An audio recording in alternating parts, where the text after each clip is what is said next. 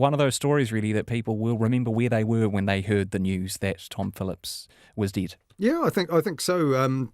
A little bit of hyperbole about some of this. Maybe I've heard it described as the case that captivated the nation for 4 years, but not quite true, I guess, because people have only been sporadically interested and engaged with it at times when it's roared back into the news or there's been a sighting or something like that. One News Tonight described it as the story of the year so far and said that their website had been deluged with traffic and a kind of promo directing people to their news website, so clearly a big deal for them. But, the fact that it has gone on so long and been effectively in and out of the headlines, credit though to the reporters like Tony Wall of Stuff, who's been on it all the way through. It reminded me a little bit of his, I think, a murder that was about 10 years old that he followed up, George Tairua, the stop-go sign guy, and another extraordinary story with another very idiosyncratic guy at the centre of it. But yeah, certainly huge breaking news. I was in Auckland, had a couple of days off when it broke, sitting on the beach actually, and even my kids were interested, and we watched a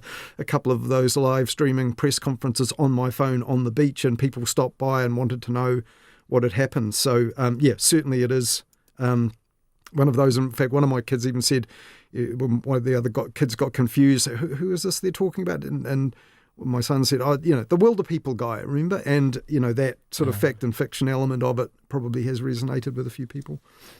The police, noticeably, and parts of the media in New Zealand have tried to steer clear of the kind of folklore, folk hero treatment of the story by and large, but that is the police and parts of the media here. Yeah, that's right. In fact, that Wilder People Association did make me think, that is, a piece of entertainment, and it felt weird. But yeah, the Daily Mail overseas, has lots and lots of stories there.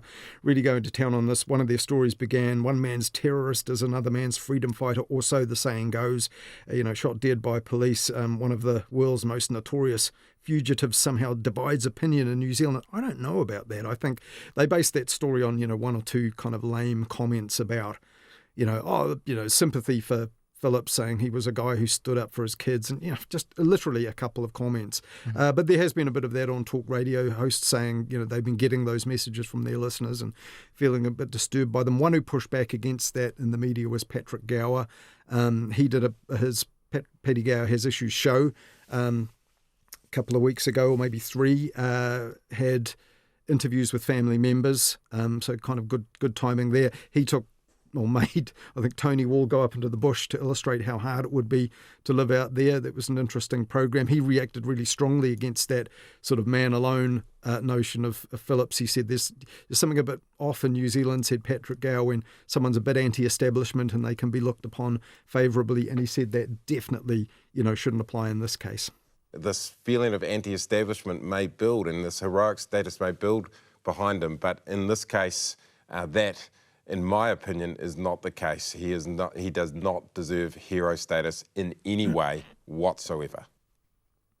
Yeah, and he went into a bit more detail actually in a print article in that. Another one, Brian Bridge of the Herald and News Talk ZB. He was, he's talking about, being disturbed to hear rumours swirling about, the things in the family background that might have sparked it and all of that. People really don't know the details, and, saying, look, while details are unknown or even can't be said, might be known by the media but can't be reported, people really should withhold their judgment, particularly or any kind of favourable judgment about Tom Phillips. Yeah, well, I mean, this is the tricky part for media too, right? Because there was a hastily lodged injunction in the mix too. Yeah, that was Monday evening. Linda Clark, formerly RNZ broadcaster, now a lawyer, lodged that on behalf of the Phillips family. So certain aspects of the case, which the media may know about or think they know about, cannot be published. That also applies to Oranga Tamariki, who are the custodians now of the Phillips children. That's going to be challenged, or at least arguments will be heard tomorrow afternoon, Thursday. The order could then be extended, so we'll see. But a complication is that overseas interest. It reminded me a little bit of the Grace Mullane case a while back, where there were details firmly suppressed in New Zealand. Some of those, including key names, potentially prejudicial details being out and reported internationally. So we'll have to see if that's the case here. There was, I think, details from police press conferences here, which cannot be now reported that might have leaked out in overseas publications. We know of one case, I think, where an international outlet did amend their story online, so we'll see if that line holds. Has the welfare of the children been the main focus of media attention and sympathy? Yeah, mostly. I mean, once the sort of nuts and bolts of how the saga ended, in such dramatic and tragic and horrible fashion, were out of the way. One of the many interviews about this, focusing on the children, this is the Herald Now show on Tuesday. Effectively, it's psychologist Sarah Chatwin, who's very media friendly. Here she is effectively warning the media. They need kindness. They also don't need media glare. So really responsible reporting around this, as you're doing today. I mean, you're keeping the public informed, but we also need to let the public know that they need to turn the dial down on this. Whatever you report, whatever, goes out there, these children will be seeing, they will be reading in the future. So we want to take a responsible approach to this so that they're not re-traumatized over and over again. Because being in the public glare, for whatever reason, is not kind. No, she was fairly firm there, but later in the day yesterday, it emerged that TV producer Julie Christie had been on the ground directing a documentary with exclusive access, with the police's permission and approval. That's been talked about a lot in the media today, including on RNZ National tonight. And once Sarah Chatwin became aware of that, this is her on ZB's Drive saying she really didn't like the idea of that. I can't imagine what the point of that is. So a man is now dead. His children are re-traumatized. It's just a mess. I'm a psychologist and I'm in shock. What would be the point of that documentary?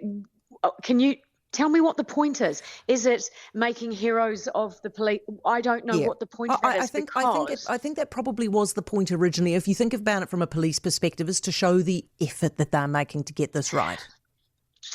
And I understand. And, boy, they had a big job ahead of them because it's been 4 years, right? Yeah. I just don't see how this has played out, how that necessitates a documentary.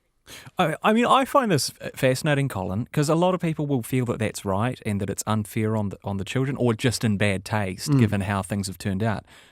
But also, there is legit public and people are fascinated by this story. There's real public interest involved. Yeah, I mean, as there have been in other cases where people have died and people need and want to know, or in some cases do and can usefully learn from what's happened. I mean, in that interview, you heard Heather Duplessis Allen, the host there. She was very much of the same mind. She called for this documentary to be killed off because of the fact of it punishing the children into the future. She's not the only one to have said that. She even went as far as to say, I don't think the media should publish the kids' photos anymore, in which case she should have a word with the people who do the ZB website and the Herald's website, because they've been insetting the kids' faces into pictures of that campsite and so on, which would be upsetting to the family for sure. But I guess with this documentary, and partly because it's Julie Christie, right, and she's really got a background in entertainment, but I think the main thing about it really is that it appears that because the family are now upset and have been saying so about this documentary being made or the prospect of it, that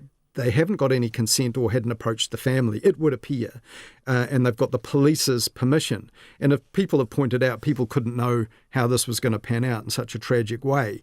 But it appears to be sort of that side of the story, and the family's not a part of it. So there are parallels with the ethics of, we mentioned Grace Mullane, documentaries about her and what happened to her and how that unfolded came out sometime after the trial when it was legally safe, possibly still taste or ethics questions there. But, then also the Philip Polkinghorne, people pointed out this is about the death of Pauline Hanna. And yet some time had passed by since her death. It had gone through the trial process. People on both sides, if you can put it like that, and even people who didn't give evidence in court spoke to the documentary makers in that instance and the people writing about it. So in that case, it did fill gaps in the story. So it'll be interesting to see. It could be a long time before this documentary comes out. And it will be interesting to see in what form it comes out. The Julie Christie's company, to give her a due, she hasn't been interviewed about this, but has said, look, we carried out all filming in full accordance with police rules and court orders. So they're saying it's not ethically iffy in that sense. But we will just see. And by the time it comes out, maybe all the details will be known about Tom Phillips and so on. An inquest will be held, and it might be very much a kind of background thing for the people who are really interested. But we'll have to see. It is a really interesting case study. I mean, someone has texted in asking whether the police might sort of financially benefit from a TV program like this. I don't actually know the answer to that, and I don't know what the story was with Police 10/7 or other shows like that. But I have noted some reporters being a bit grumpy. No, surely not. Being a bit grumpy at the exclusive access granted to this documentary crew, and also questions around the police's right to veto over the footage, which sort of goes against the spirit of the idea of documentary, doesn't it? Yeah, Leanne Pooley, the documentary maker, spoke to Wallace Chapman on RNZ National Tonight about that. And, she was saying, I would never agree to that term. But that's very common for anything involving the police. In fact, I can remember someone who worked in police media telling me that when they took on the job there and took over, there were something like 30 live active proposals from independent production companies to make, ride-along approved police programs. And they all had that proviso in them. I remember talking to the makers of Police 10/7 about that and whether that was compromising. They had reasons other than just protecting the reputation of the police for doing that, for that veto. So that in itself isn't all that unusual, but it's the sense of an exclusive arrangement being made. I think that's what's annoying other journalists, because they literally see someone in charge of a production company the other side of a cord and rope. I mean, this might sound like a crass comparison, but Toyota and Team New Zealand did something similar with America's Cup coverage, where I think TVNZ was the broadcaster, and their people were literally the other side of the rope. Others just couldn't get access to something that was, again, of legitimate interest, although, of course, a different type of story, just sports. But that thing of, arranging the access and then others being excluded when, they think they're doing the work of public good, that certainly is galling. With about 3 minutes left, Colin, Mediawatch has once again found itself in the middle of an ugly public spat, hasn't it? With columnist and NZME editorial board member Josie Pagani, Hayden's final Midweek Mediawatch. Even from the spin-off, he continues to haunt Midweek Mediawatch, Hayden Donnell. Well, it doesn't have anything to do with the spin-off, and I don't think it's an ugly public spat. I think you overstate it.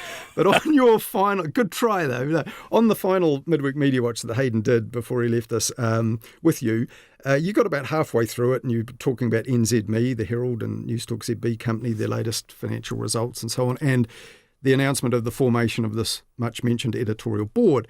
You went through who was on it and you asked Hayden to describe them. One of them is Josie Pagani.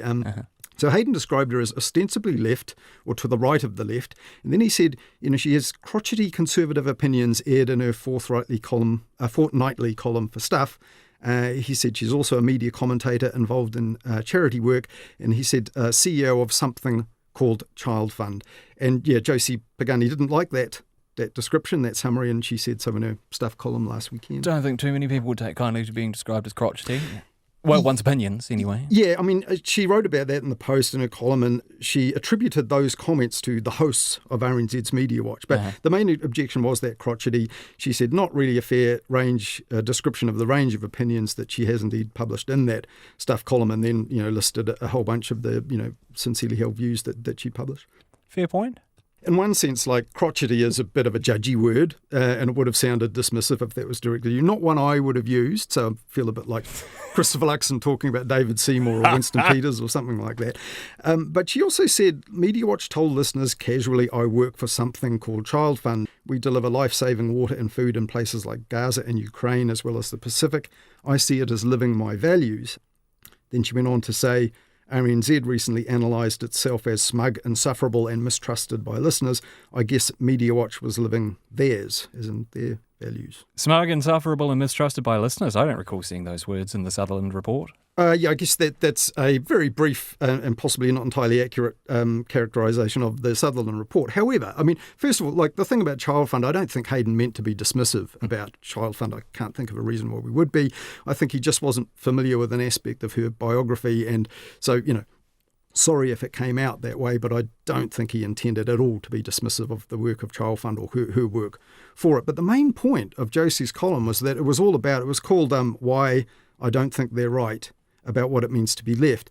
And the main point was about the limits and the reductive nature of the left and right labels applied to people by the media. And she didn't mention that moments after those descriptions of herself that she didn't like, that Hayden and yourself actually talked about exactly that, because you'd asked Hayden to summarise this editorial board and whether it was balanced, and because it's led by a politician now, the NZME board and Stephen Joyce, that was the point. We had to lay out who was on it and how it matched up. So in that shorthand, that's how it ended up. So I think you guys are making the same point that she was in the column. So it goes. Colin Peacock, thank you. We'll catch you next week.